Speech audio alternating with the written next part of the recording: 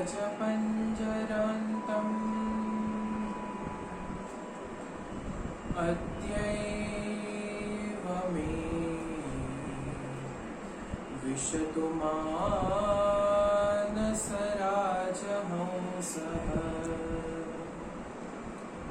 प्राणप्रयाणसमये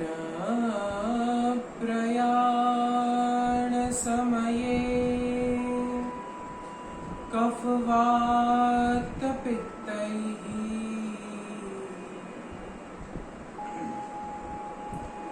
कण्ठावरोधनविधौ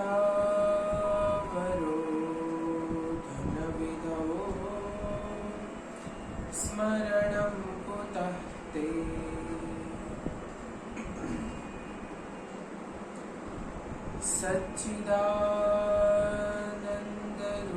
सच्चिदानन्दरूपाय विश्वोत्पत्त्यादिहेतवे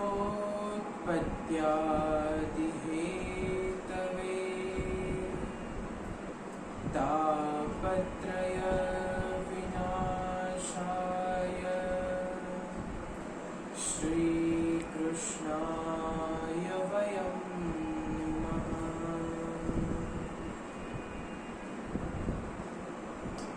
सर्वेभ्यः नमो नमः। जय श्री कृष्ण। आप सभी को चल रहे इस पावन अवसर दीपावली की खूब खूब शुभेच्छाएं। आज से हम सभी मिलकर भागवती यात्रा का प्रारंभ करने जा रहे हैं। एक गंगा जो अभी हरिद्वार में कलकल करती बह रही है, जिसमें स्नान करने से तन की शुद्धि होती है, और ये दूसरी भागवती गंगा जिसका हम आज से कथन और श्रवण प्रारंभ कर रहे हैं, जिसमें स्नान करने से, चिंतन करने से, मनन करने से चित्त की शुद्धि होती है। श्रीमद् भागवत जी स्वयं प्रभु का वांगमय स्वरूप है। इस अथाग सागर में से हम प्रतिदिन एक एक विषय लेकर उसका रसास्वादन करते रहेंगे। प्रभु तो स्वयं ही रस स्वरूप है। रसो वै सः। आज हम भक्ति का स्वरूप जानेंगे। भक्ति 9 प्रकार से की जाती है, इसलिए उसे नवधा भक्ति भी कहा गया है। श्रवणं कीर्तनं विष्णोः, स्मरणं पादसेवनम्, अर्चनं वन्दनं दास्यं, सख्यम् आत्मनिवेदनम्।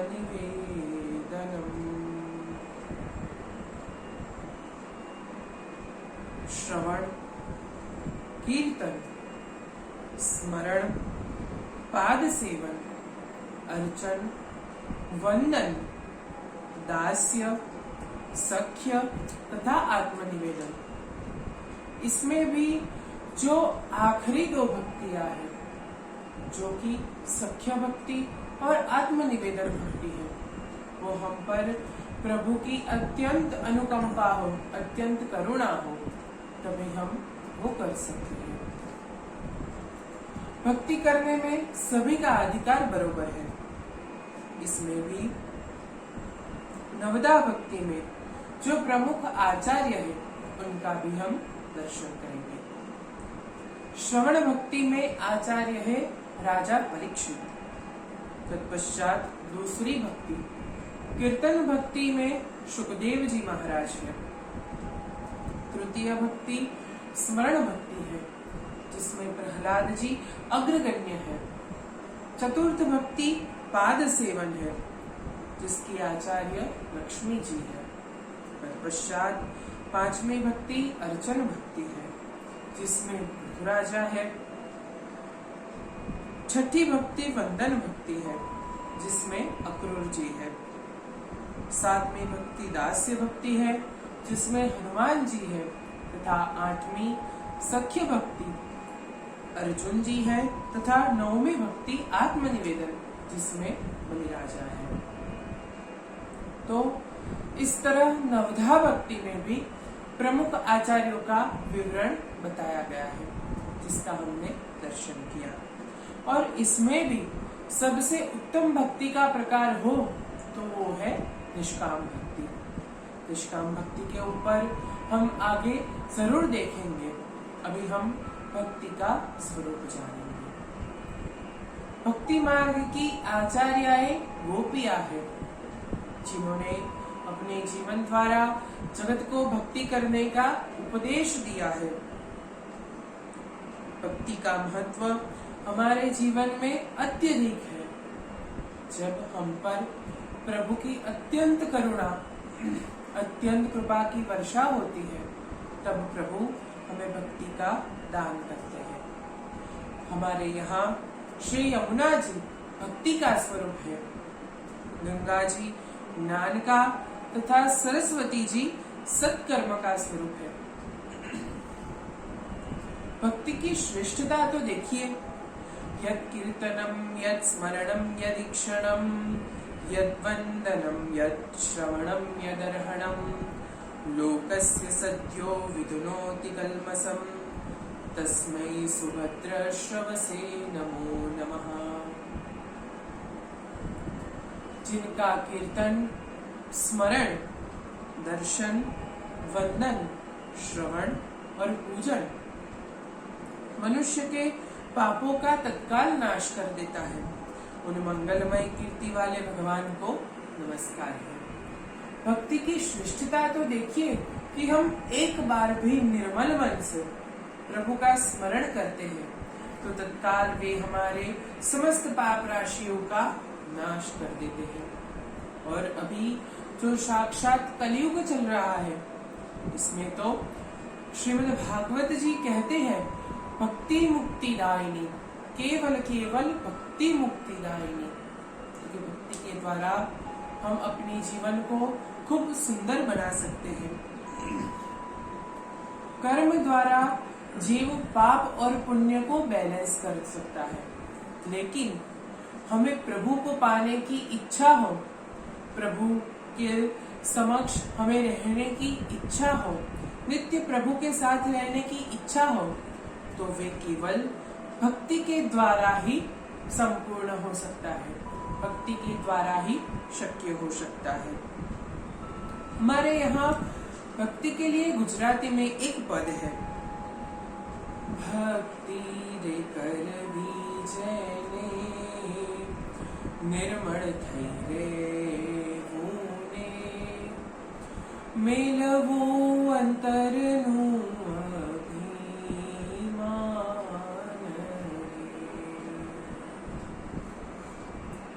सद्गुरु शरण शीश रे नमाविने समझ गुरु जी निशान। भक्ति रे करवी जेने निर्मल तो भक्ति के द्वारा हम हमारे चित्त को, हमारे मन को निर्मल कर सकते हैं। हमारा चित्त शुद्ध होता है तथा सर्व में एक भाव लाता है। इसमें श्रवण भक्ति प्रथम भक्ति है। रुक्ष्मणी जी अपने प्रेम पत्र में लिखती है कि आपके गुणगान सुन के मुझे आपसे प्रेम करने की, विवाह करने की इच्छा हुई है। दशम स्कंद में जब रुक्ष्मणी जी प्रभु को प्रेम पत्र लिखती है तो वहां श्रुतवा शब्द दिया गया है। प्रभु के गुण, चरित्र, लीलाएं श्रवण करने से उनमें प्रेम उत्पन्न होता है। राजा परीक्षित ने अनन्य प्रेम भाव से भगवत चिंतन किया है, भगवत लीलाओं का श्रवण किया है। दूसरी भक्ति कीर्तन भक्ति है। सुखदेव जी अनन्य भाव से भगवान की लीलाओं का, भगवान की गाथाओं का, भगवान के चरित्रों का निरंतर गान करते रहते हैं। हमारे जीवन में चाहे कैसी भी परिस्थिति क्यों न हो, हमें हर हमेशा भगवान का ध्यान, चिंतन, स्मरण करते रहना चाहिए। श्रीमद् भागवत जी में हम देखेंगे कि कुंती जी भगवान की स्तुति करते हैं तो उनसे क्या मांगते हैं। कुंती जी मांगते हैं कि हे प्रभु, हमारे जीवन में दुख ही दुख हो। ऐसा हम कभी मांग सकते हैं? नहीं। क्यों उन्होंने दुख ही दुख मांगा? क्योंकि दुख में हर हमेशा हमें कोई भी जीव याद नहीं आता है, सिर्फ और सिर्फ ईश्वर ही हमें याद आता है।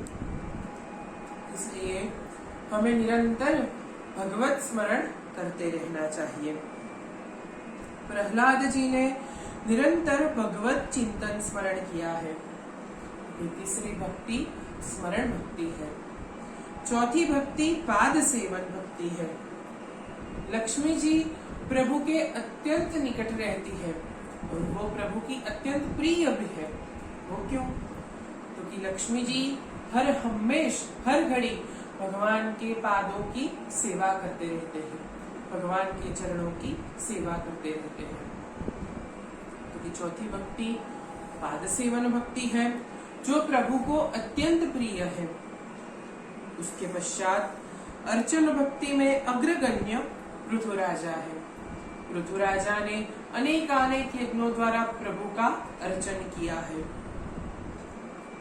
तत्पश्चात वंदन भक्ति में प्रमुख अक्रूर जी है, जो सभी में प्रभु को देखकर सदा सर्वदा सबको वंदन करते रहते हैं। जो जीव के अंदर परम चेतना है, परम ज्योति है, जो परम ब्रह्म तत्व है। भक्ति हमें क्या सिखाती है? कि भक्ति में हम जब प्रवेश करते हैं, भक्ति का प्रभु हमें जब दान करते हैं, तब हम सर्व में समभाव से देखते हैं। जो हमारे अंदर विद्यमान है वही सभी के अंदर विद्यमान है। तो कि सब में प्रभु का दर्शन करते हुए अक्रूर जी सबको वंदन करते रहते हैं। देखा, भक्ति के द्वारा हमारे चित्त की शुद्धि होती है। प्रभु को निराभिमानी अत्यंत प्रिय है और जो अप्रिय है वो है अभिमानी जीव। प्रभु हम सबके मालिक है तथा हम सबको दीन भाव से प्रभु की सेवा करनी चाहिए। जब हमारे में दास्य भाव आता है, दीन भाव आता है, तब वे हमें भक्ति का दान करते हैं। हनुमान जी दास्य भक्ति में इसलिए अग्रगण्य है। उन्होंने अपने पूरे जीवन काल में प्रभु श्री राम की दास भाव से, अनन्य प्रेम भाव से प्रभु की सेवा की है तथा प्रभु की हम पर अनंत अनुकंपा हो, निस्सीम प्रेम वर्षा हो, तभी हमें सख्य भक्ति करने का अवसर प्राप्त होता है। अर्जुन जी सख्य भक्ति का उदाहरण है। तथा नवधा भक्ति में जो नवमी भक्ति है वो है आत्मनिवेदन भक्ति। जब प्रभु हम पर अपनी करुणा की वर्षा करते हैं, अत्यंत दीन भाव से हमें भक्ति का दान करते हैं, तब वे हमारा आत्मनिवेदन स्वीकार करते हैं। हमारे अंदर जब दीन भाव अति प्रबल होता है, तब हमारा सब कुछ प्रभु पर न्योछावर कर देते हैं। उसी को आत्मनिवेदन कहते हैं, जिसका संसार में जो भी आदिदैविक, आदि भौतिक, आध्यात्मिक जो भी वस्तुएं हैं, जो भी चिंतन है, उस सभी को प्रभु के चरणों में समर्पित कर देते हैं। उसको ही आत्मनिवेदन भक्ति कहा गया है। क्योंकि आत्मनिवेदन भक्ति में बलिराजा अग्रगण्य है। क्यों बलिराजा अग्रगण्य है? क्योंकि उन्होंने नियम लिया था, जब वे अश्वमेध यज्ञ करने बैठे थे नर्मदा जी के किनारे, तब उन्होंने संकल्प किया था कि जो भी मेरे द्वार पे आएगा उसको कभी भी खाली हाथ में नहीं जाने दूंगा, फिर वो चाहे त्रिलोकी नाथ भी क्यों ना हो। कि बलिराजा ने प्रभु को वंदन किया। वामन अवतार का दर्शन करते हैं कि वामन अवतार में प्रभु बलिराजा के समक्ष अपनी मांग रखते हैं कि बलिराजा आप हमको तीन पाद केवल पृथ्वी दीजिए। बलिराजा ने मन में विचार किया कि ये छोटा बच्चा 3 पाद में क्या धरती नाप लेगा। ऐसा करके उन्होंने संकल्प किया। संकल्प करने से पहले दैत्य गुरु शुक्राचार्य उनको समझाते हैं कि ये स्वयं त्रिलोकीनाथ परम विष्णु है। उनके सामने तुम ऐसा संकल्प मत करो, वो तुम्हारा सब कुछ छीन लेंगे। फिर भी बलिराजा संकल्प करते हैं कि ऐसा कैसा भाग्य होगा बलिराजा का कि उनके द्वार पर स्वयं भगवान भिक्षा मांगने के लिए आए, स्वयं दान देने के लिए आए। तो बलिराजा संकल्प करते हैं, तब भगवान वामन में से अपना विराट स्वरूप प्रकट करते हैं और 2 चरण में पृथ्वी और ब्रह्मांड नाप लेते हैं तथा अब बलिराजा को प्रश्न करते हैं कि मैं अपना तीसरा चरण कहाँ पधराऊं। तब बलिराजा आगे जाते हैं और वो कहते हैं कि आप अपना तीसरा चरण मेरे मस्तक पर पधराए। तब प्रभु बलिराजा के मस्तक पर अपना तीसरा चरण पधराते हैं। ऐसे बलिराजा अपना सर्वस्व प्रभु को अर्पण कर देते हैं। तो देखा हम नवधा भक्ति कितनी निराली है। आगे अब हम निष्काम भक्ति का स्वरूप देखेंगे। निष्काम भक्ति की आचार्याएं गोपियां हैं, जिन्होंने सर्वश्रेष्ठ भक्ति का उदाहरण अपने जीवन द्वारा कलियुग के सभी जीवों को दिया है। तो के निष्काम भक्ति का दर्शन हम आगे देखेंगे। तो अभी के लिए इतना ही। जय श्री कृष्ण।